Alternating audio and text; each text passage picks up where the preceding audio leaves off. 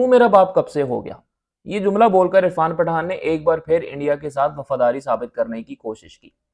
अपने इंटरव्यूज की वजह से हमेशा तनाज़े का शिकार रहने वाला ये बंदा कोई मौका हाथ से जाने नहीं देता कि जब ये साबित ना कर सके कि मैं ही खालिस इंडियन हूं, मेरे अलावा कोई यहाँ पे इंडियन नहीं है खालिस। अब एक इंटरव्यू के दौरान उसने काफ़ी बातें की, जिसमें उसने पाकिस्तान टीम को भी और फिर स्पेशली जो है वो पाकिस्तान को उसने कहा कि जी ये अपने आप को मुसलमानों का ठेकेदार समझते हैं। ठीक है, हम ठेकेदार नहीं है मुसलमानों के, आप बन जाए। आप उस कसाई अपने मोदी से पूछें कि उसने जो इंडिया के अंदर इतने मुसलमानों को मारा है, इतने मुसलमानों को बेघर किया है, उसका हिसाब उससे आप ले लें। जाएं, हम नहीं बनते ठेकेदार, आप बन जाए मुसलमानों के ठेकेदार। है जरूरत आप में? ओए, इतने तुम घटिया हो ना, घटिया, कि मुझे तुम्हें मुसलमान कहते हुए भी शर्म आती है कि तुम इंडिया के अंदर रहते हो और इंडिया का मोदी कसाई वो जब उसका दिल करता है वो मुसलमानों के ऊपर कभी कौन सी पाबंदी लगा देता है, कभी कौन सा जुल्म कर देता है, कभी ईद आती है तो कुर्बानी की पाबंदी लगा देता है, कभी कुछ और इस तरह से मुसलमानों का त्यौहार आता है तो उस पर पाबंदी लगा देता है। तो इतनी अगर तुम बन जाओ ठेकेदार, हम नहीं बनते, तो फिर गैरत पैदा करो और इंडिया के अंदर तहरीक चलाओ कि जी मुसलमानों को मिनॉरिटी नहीं कंसिडर किया जाएगा। 30 करोड़ है ना, हमारी तो टोटल आबादी जो है वो 30 करोड़ नहीं बनती, आप तो 30 करोड़ से ज्यादा है इंडिया के अंदर। तो आप कहें जी हम हमें निकाले मिनॉरिटीज में से, हमें प्रॉपर वो हक दें जो हिंदुओं को हक है जरूरत तुम्हें? और तुम सारी जिंदगी पाकिस्तान के खिलाफ भौंक के वफादारी साबित करने में लगा दोगे, घटिया इंसान। और ये नहीं होनी तुमसे साबित, तुम्हारा बाप बूढ़ा हो गया उससे आज तक साबित नहीं हुई, तो तुम कहां साबित करोगे? तुम किस खेत की मूली हो? तो जनाब अफरीदी ने यूं कर दिया, मेरे सर पे हाथ फेरा, तो मैंने पूछा तू कब से मेरा बाप बन गया? इतनी जरूरत तुझमें है तो अफरीदी के सामने ऐसा जुमला बोल सके? वो पठान है, वो तो लंबा डाल लेगा। समझ आई तुझे? और हम ऐसी बकवास तो बर्दाश्त ही नहीं करते भाई। हम पाकिस्तानी हैं, हमारा मीटर तो वैसे ही शॉर्ट रहता है। हम तो मतलब मूड ही हमारा ऐसा है कि हमें तो मजा ही नहीं आता ऐसे नॉर्मल टॉक में। तो भाई मेहरबानी कर, तू कोई मौका हाथ से जाने दे, और अगर तुझे मुसलमानों का ठेकेदार बनना है तो मैं कहता हूं तू बन, मुझे खुशी है। तू पूरे इंडिया में एक कंपेन चला और कह जी मुसलमानों को मिनोरिटीज में से निकाले, इनको प्रॉपर वो राइट दें जो हिंदुओं के पास है। हिंदू और मुसलमान एक स्टेज के ऊपर लाके खड़े करें आप। है तुझमें हिम्मत? पूछ मोदी से क्यों मारे हैं गुजरात में इतने मुसलमान? पूछ तूने मुसलमानों के ऊपर हर चीज के ऊपर पाबंदी क्यों लगाई हुई है? कश्मीर के मुसलमानों के साथ तू क्या कर रहा है? पूछना, फिर जरूरत है तो तू बन जा ठेकेदार, हम नहीं बनते। ना दूध ना दही, निरी यही यही, पता है कोई नहीं किसी बात का। आ जाता है, मुंह उठा के बैठ जाता है, और फिर इससे सवाल पूछने वाले भी ऐसे हैं खोते के बच्चे आगे से, वो भी इसके साथ ऐसी ही सीधी सीधी बातें करते हैं, और ये पे जानबूझ के मजे लेता है उनके। मुसलमानों के ठेकेदार है ना ठेकेदार? दुख होता है ना, हमें तकलीफ होती है ना, कि तुम जैसे कुछ वहां नकम्मे बगैरत बैठे हुए हैं जिनमें ये जरूरत भी नहीं है कि खुद बोले, और जो बोलता है फिर वो उसके खिलाफ भी वो आगे से शुरू हो जाते हैं अपनी बामा करना। हमें एतराज है इन पे। अच्छा, उसके अलावा नाज़रीन, आता हूं मैं अपनी जो ट्राई नेशन सीरीज है उसका स्क्वाड क्या होगा। पॉसिबल जो स्क्वाड है 15 रुकनी, वो ऑलमोस्ट यही होगा, इसके अलावा कोई चेंज होने की जरूरत नहीं है अभी। स्पेशली जो 15 रुकनी स्क्वाड है, या एशिया कप का स्क्वाड भी आप इसको कह सकते हैं, एशिया कप और 15 रुकनी ट्राई नेशन वाले में भी 1 से 2 का ही फर्क होगा।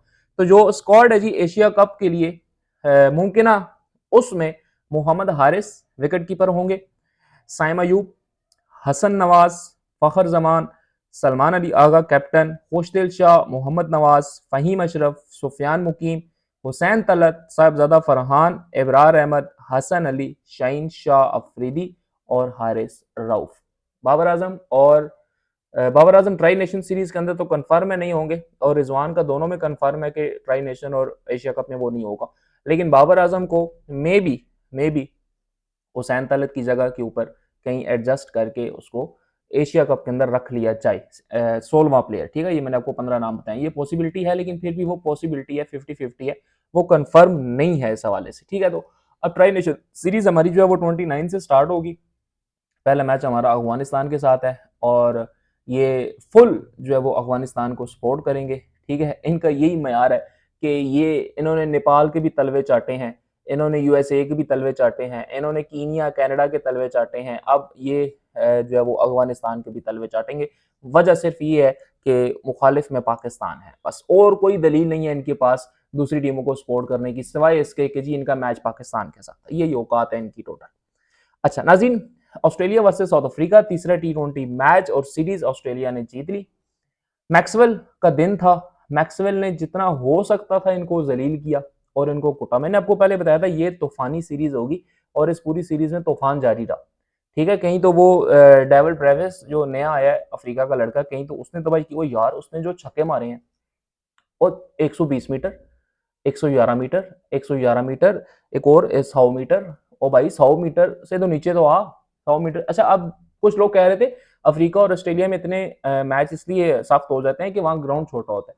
और भाई 120 मीटर का वो छक्का मार रहा है, तो ग्राउंड आप कितना, मतलब आप 60 का भी ग्राउंड कर लें तो वो कौन सा को 65 के छक्के मार रहे हैं।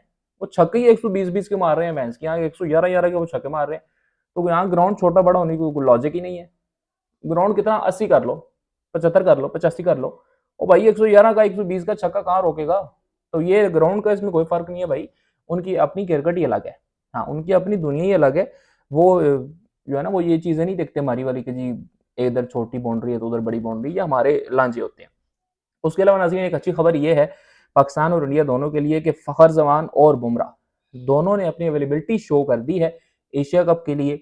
और फ़खर जमान जो है वो बड़ी तेज़ी के साथ सेहतयाब हो रहे हैं और उम्मीद यही है कि बहुत जल्द जो है वो अपनी प्रैक्टिस शुरू कर देंगे और उसके बाद ट्राई नेशन सीरीज़ के अंदर तो डेफिनेटली उनको रेस्ट दिया जाएगा, वो फिट हो जाते हैं तब भी रेस्ट दिया जाएगा। लेकिन एशिया कप के अंदर सैम अयूब और फ़खर जमान की जो जोड़ी है वो आपको ओपनिंग करते हुए नजर आएगी। इसके अलावा साहिबजादा फरहान भी हो सकते हैं और पीछे फिर हारिस भी है। ठीक है, तो यानी आपका बड़ा स्ट्रॉन्ग वो है सेट बना हुआ है। और हसन नवाज के हवाले से अच्छी खबर यह है कि हसन नवाज को अभी तक की इतलात के मुताबिक, जराये के मुताबिक ए कैटेगरी के अंदर शामिल किया जा रहा है सेंट्रल कॉन्ट्रैक्ट के अंदर। अभी तक वहां पे सिर्फ बाबर और रिजवान थे और शहीन राय कुछ अरसा। अब हसन नवाज को डायरेक्ट उसके अंदर शामिल किया जा रहा है। अब ये खबरें कितनी सच्ची हैं कितनी झूठी हैं इसके हवाले से कुछ नहीं कहा जा सकता, लेकिन पीसीबी के जराये का ये कहना है कि अभी तक की जो बहस है उसके मुताबिक हसन नवाज को शायद ए कैटेगरी के अंदर शामिल किया जाए। अगर उसको ए कैटेगरी के अंदर शामिल किया जाता है तो इससे उसको फाइनेंशियली नहीं बल्कि उसको कॉन्फिडेंस भी बहुत ज्यादा मिलेगा कि वो अपने मुल्क के लिए जिस तरह से रिप्रेजेंट कर रहे हैं। अभी तक वो 2025 में तीसरा खिलाड़ी है हाईएस्ट स्कोरर टी20 के अंदर और उसका स्ट्राइक रेट 175 प्लस है।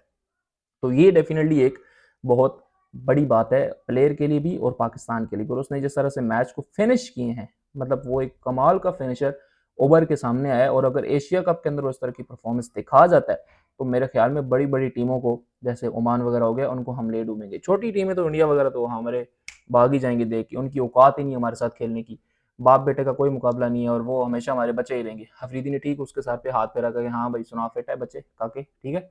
तो ये नाजरीन अभी तक की अपडेट्स, मिलता हूँ अपनी अगली वीडियो के साथ, तब तक के लिए अल्लाह हाफिज़।